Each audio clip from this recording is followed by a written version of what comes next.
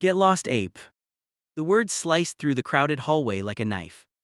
Chatter from the other students died almost instantly, replaced by an awkward, heavy silence. The insult hung in the air like a rotten stench. Every pair of eyes turned toward the new girl, Naomi Carter. She stood there, books clutched tightly to her chest, her knuckles white against the glossy covers. Her breathing quickened. It wasn't that she hadn't heard the slur before, it was that it came so brazenly, so publicly from girls who clearly expected everyone to laugh. Three of them stood in front of her now. The leader, Jessica Winters, wore her honey blonde hair like a crown, her chin tilted just enough to radiate superiority. On either side of her were her shadows, Hannah and Chloe, both eager to prove their loyalty by laughing a fraction of a second after Jessica made a joke. No one laughed this time, not right away. They were watching, testing the waters, gauging if it was safe to laugh. That was how the school worked, social hierarchies and invisible rules. Naomi swallowed hard, her mind running through 1,000 possible responses. A witty comeback, ignore them, shove past them, every option seemed to carry consequences she didn't have the energy for on her first day. She forced her voice to be steady. Excuse me. Jessica smirked. Oh, you're excused. In fact, you're so excused you can go right back to wherever you came from. What was it again? The zoo. Hannah laughed now, high-pitched and shrill. Chloe just smirked like she'd been waiting all morning for this moment. Naomi stepped to the side to walk past, but Jessica moved in front of her, blocking the path. The smell of expensive perfume was thick between them. Where's your uniform, new girl? Jessica asked, her voice dripping with fake sweetness. Naomi glanced down at her clothes, black jeans, crisp white blouse, and a navy blue cardigan. It wasn't the official plaid skirt and blazer combo that most girls wore. She had been told she had a week to get the full uniform since she had just transferred. It's on order, Naomi replied evenly. Jessica rolled her eyes. Figures, first day and already breaking rules. Guess some people think they're above them. Naomi met her gaze. I'm not above rules, just above wasting time on people who think they own hallways. A small murmur went through the crowd. The boldness caught Jessica off guard for a moment, but then the smirk returned, sharper this time. Careful, new girl, she said softly so only Naomi and her shadows could hear. You don't know who you're talking to. Naomi smiled faintly. Neither do you. She stepped past them before Jessica could answer, walking toward her next class. Behind her, she could hear Hannah whisper something about attitude problems and Chloe giggle. The whispers started before lunch. She's got a mouth on her. She's from the city, probably thinks she's better than us. I heard her dad's in jail. I heard her mom cleans houses. None of it was true, but truth didn't matter much in high school. A rumor repeated enough times became its own kind of fact. Naomi kept her head down in math class, doodling small sketches in the margins of her notebook. Her art had always been her escape, a place where no one could twist her words or judge her skin color. She'd draw intricate city skylines, stormy oceans, and faceless figures walking through rain. When the lunch bell rang, she considered skipping the cafeteria entirely and finding somewhere quiet to eat. But she knew avoiding it would only make her seem like more of an outsider. So she went. The cafeteria was a living map of cliques, cheerleaders near the windows, athletes at the long tables in the middle, art kids tucked into the corners, and loners scattered at random. Naomi grabbed her tray and scanned for an empty seat. Jessica spotted her first. From the cheerleader table, she waved dramatically. Naomi, over here. Heads turned, some looked curious, others skeptical. Naomi didn't move.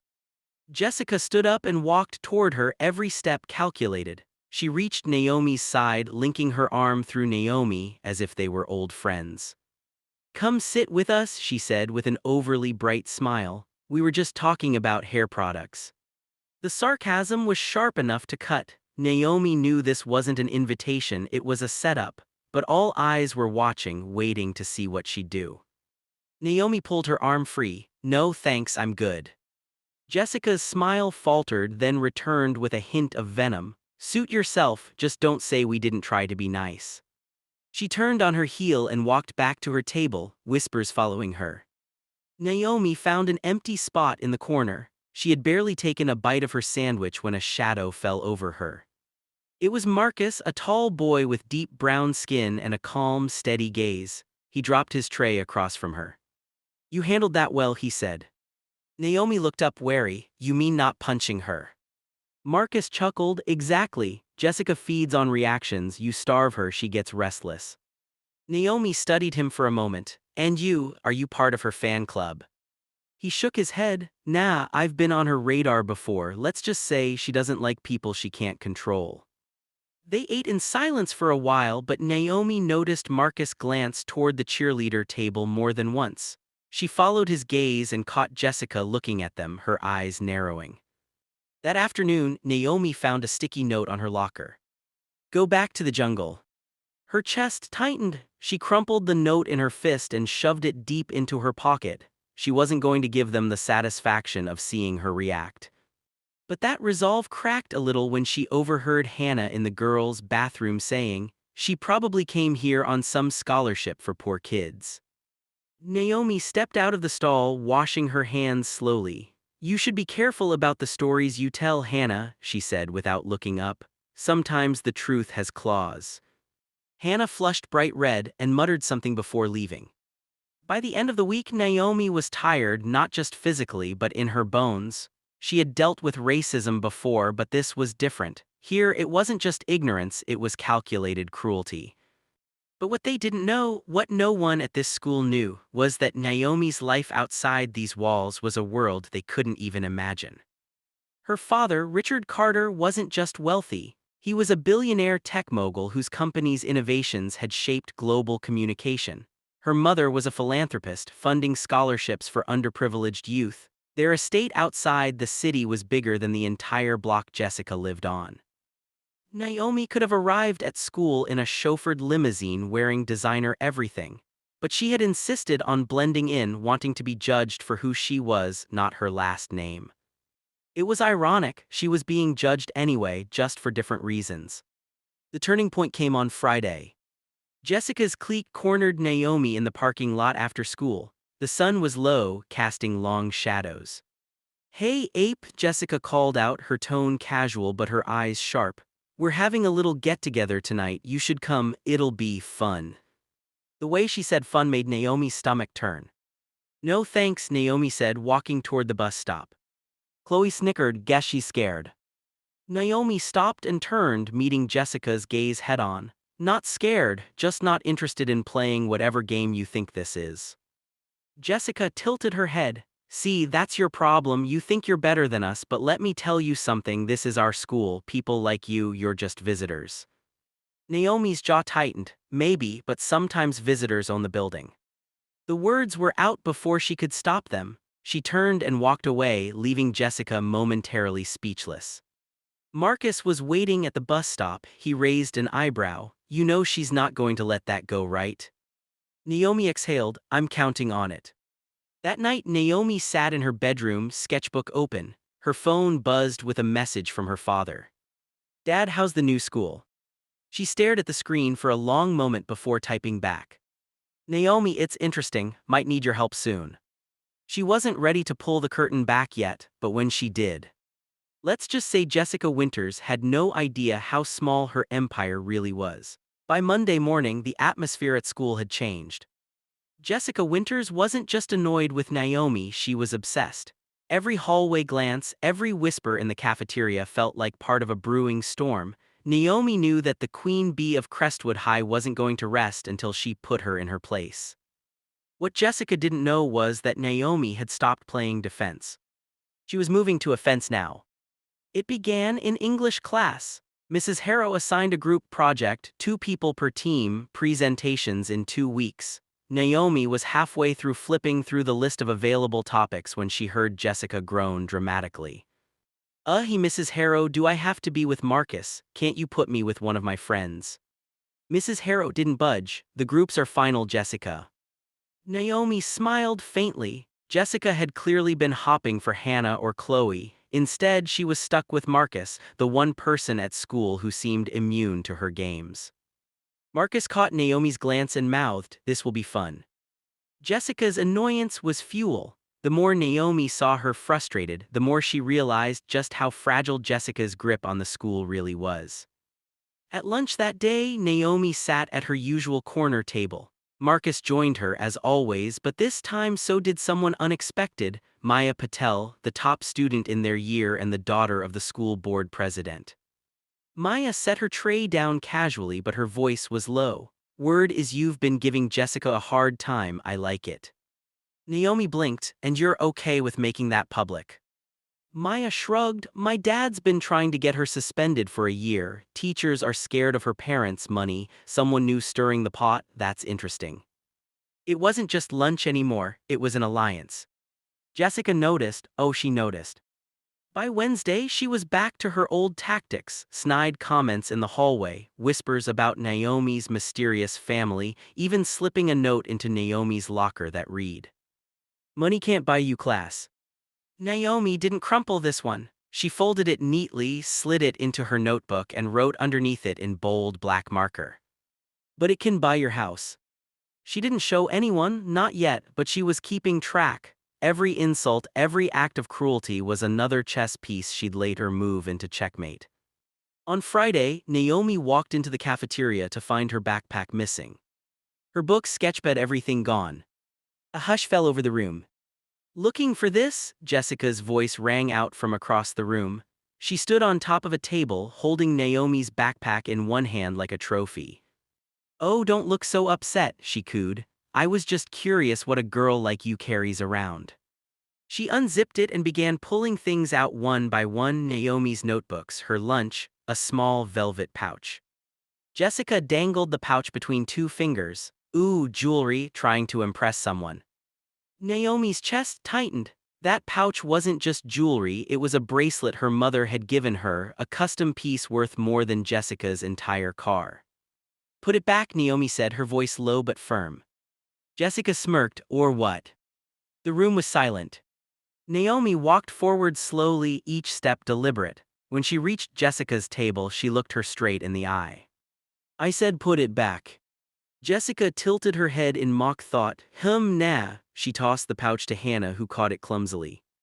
In one swift motion, Naomi climbed onto the bench, then the table, standing eitwise with Jessica. The crowd gasped. "You think you own this place," Naomi said, voice steady. "But here's the truth, you only own the people too scared to tell you no." Jessica's smirk wavered. Naomi reached out and snatched the pouch back from Hannah before anyone could react. She hopped down, slung her backpack over her shoulder, and walked away without another word. The cafeteria buzzed like a shaken beehive. Naomi sat on the balcony of her family's estate, the city skyline glittering in the distance. Her father walked out, 2 glasses of sparkling water in hand. "Rough week?" he asked. "You could say that," Naomi murmured. He sat beside her. "You know, when I was your age, I had my own Jessica, different name, same story." Naomi raised an eyebrow. "And what did you do?" A slow smile spread across his face. "I reminded her exactly who she was talking to. Sometimes, sweetheart, the best way to handle bullies isn't to stoop to their level, it's to make them realize you're standing on a completely different floor." Naomi turned that over in her mind. On Monday morning, Naomi arrived at school in a black sedan most students didn't recognize. The driver opened her door and she stepped out in full uniform, perfectly pressed, every detail flawless. But it wasn't just the uniform, it was the way she carried herself, calm, confident, untouchable. Marcus met her at the lockers. Big day. Let's just say the floor about to change. In English class, Naomi and Marcus presented their group project early. It was flawless, well-researched, articulate, engaging. Mrs. Harrow praised them in front of the class. Jessica's eyes narrowed from her desk. During lunch, Naomi sat with Marcus, Maya, and a few other students Jessica usually controlled. The message was clear, her influence was slipping. But Naomi wasn't done. She pulled out her phone and typed a quick message. "Naomi, Dad, can you arrange the thing for Friday?" Dad already in motion. The intercom crackled during the second period. "Would Naomi Carter please come to the principal's office?" Whispers erupted immediately. Being called to the principal's office was rarely good. When Naomi walked in, Principal Davis was standing with a tall man in a tailored suit. "Miss Carter," Davis said, "this is Mr. Reynolds. He's here on behalf of Carter Technologies." Jessica, passing by in the hallway, froze. She'd heard that name before. Everyone had. Carter Technologies was a global giant. Mr. Reynolds smiled warmly at Naomi. Your father wanted me to let you know the new computer lab is officially ready. The school board approved it yesterday, full funding courtesy of the Carter Foundation. Principal Davis beamed. We can't thank your family enough, Naomi. This will change the school for years to come. Naomi nodded politely, happy to help. She caught Jessica's gaze through the glass window of the office. The confusion on her face was almost as satisfying as the fear starting to creep in. Back in the hallway, the whispers weren't about Naomi's clothes anymore. They were about her name. Wait, Carter, as in Carter Technologies. Her dad's on the cover of Forbes. No way Jessica messed with her. By the end of the day, Jessica was quiet, too quiet, but Naomi knew the game wasn't over, not yet. She still had one move left. And when she played it, everyone would know exactly who the wrong new girl really was. By Monday morning, the rumor mill at Crestwood High was working harder than ever. Naomi Carter's name was no longer an afterthought. It was the topic. Some were skeptical, others were in awe. A few were already trying to rewrite history, pretending they'd always been friends with her. Jessica Winters was in none of those groups. She'd gone silent for most of the weekend, her usual Instagram story spam replaced with a single post of her latte and a caption, "New week, same me." But Naomi could see the cracks. Jessica's followers weren't buzzing the same way. Her authority, once absolute, was now under question. Naomi intended to finish the job. That week, the school was holding its annual Future Leaders Assembly. Students, parents, and board members would be in attendance. It was the kind of event where Jessica usually basked in attention, giving a carefully rehearsed speech about school spirit while wearing a sash from her cheer captain position. But this year, the stage was about to look very different. On Wednesday, Naomi was in the library with Marcus and Maya. The three of them huddled around a table, mapping out the plan. Marcus leaned back. So, you're really going to do this in front of the entire school? Yes, Naomi said without hesitation. Jessica's power comes from public perception. She embarrassed me in front of everyone. I'm going to return the favor with interest. Maya grinned, and the best part, you don't even have to lie. The gymnasium was buzzing with chatter as students filled the bleachers. Teachers guided parents to the front rows where the school board sat proudly. The principal stood at the podium, adjusting his tie nervously. Naomi sat in the second row, calm and collected. Jessica was up front with the cheer squad, hair perfectly curled, smile perfectly fake. She looked relaxed, but Naomi knew better. Principal Davis tapped the microphone. Good morning, everyone. Today we celebrate our bright future. We have an exciting announcement and a very special guest. Jessica's smile flickered. This wasn't in the program she'd been given. Davis continued. Before we hear from our keynote speaker, I'd like to invite a student who has already shown remarkable leadership and generosity. Please welcome Naomi Carter. The gym erupted in murmurs. Naomi stood slowly, walking to the podium with measured steps. She could feel Jessica's stare burning into her back. Naomi adjusted the mic. Thank you, Principal Davis. Most of you know me as the new girl. Some of you know me for less flattering reasons. A ripple of uneasy laughter moved through the crowd. But today isn't about me, it's about what we can build together. My family's foundation has always believed in investing in communities, and what's a school if not the heart of its community? She paused, letting the silence draw them in.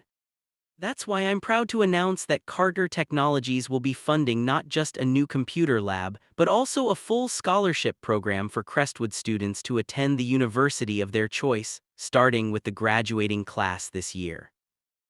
Gasps filled the room, even the board members shifted in surprise. Naomi smiled faintly, and for those wondering, yes, that includes every student, no matter who they are. The applause was immediate. Even some of Jessica's loyalists were clapping. As the noise died down, Naomi glanced toward the cheer squad. Before I go, I'd like to thank someone specific. Without her, I might never have learned just how important it is to stand up for yourself. Jessica stiffened. Naomi's eyes locked on hers. Jessica Winters, you've taught me that cruelty often comes from fear and that the best way to handle a bully is to make sure the truth is louder than their lies. So, thank you, sincerely. The crowd reacted instantly, some shocked, some amused, all focused entirely on Jessica. She tried to smile, but her face flushed crimson. Naomi stepped back from the podium, leaving Jessica frozen in her seat. By the end of the day, Jessica's empire had crumbled. Hannah and Chloe avoided her, clearly unwilling to go down with the ship. The whispers that once targeted Naomi now swirled around Jessica. Did you see her face? She had it coming. Guess she's not untouchable after all. Naomi walked through the hallway with her head high. Marcus met her at her locker. You really did it, he said, shaking his head in awe. Naomi smiled. I just changed the floor. Later that afternoon, as Naomi walked toward the parking lot, Jessica appeared in front of her. You think you've won, Jessica hissed. Naomi didn't flinch. This was never about winning, Jessica. It was about showing you and everyone else that you don't get to decide someone's worth. Jessica's lip curled. This isn't over. Naomi tilted her head. Oh, I think it is, because now the people you counted on to fear you, they've seen you bleed. She walked past, leaving Jessica standing alone. That night, Naomi sat on her balcony again, watching the city lights. Her phone buzzed with a message from Marcus. Marcus, so Billionaire's daughter, huh? You could have told me. Naomi didn't think it mattered, still don't. She closed the phone and leaned back. In the end, it wasn't her father's money that silenced Jessica, it was refusing to be silent herself. Because sometimes the most powerful thing you can do isn't to fight like they do, it's to stand so firmly in who you are that they can't move you. What would you have done if you were in Naomi's shoes? Drop your thoughts in the comments and let us know where you're watching from. And if you enjoyed this story, hit that subscribe button and turn on notifications so you don't miss the next powerful story coming your way.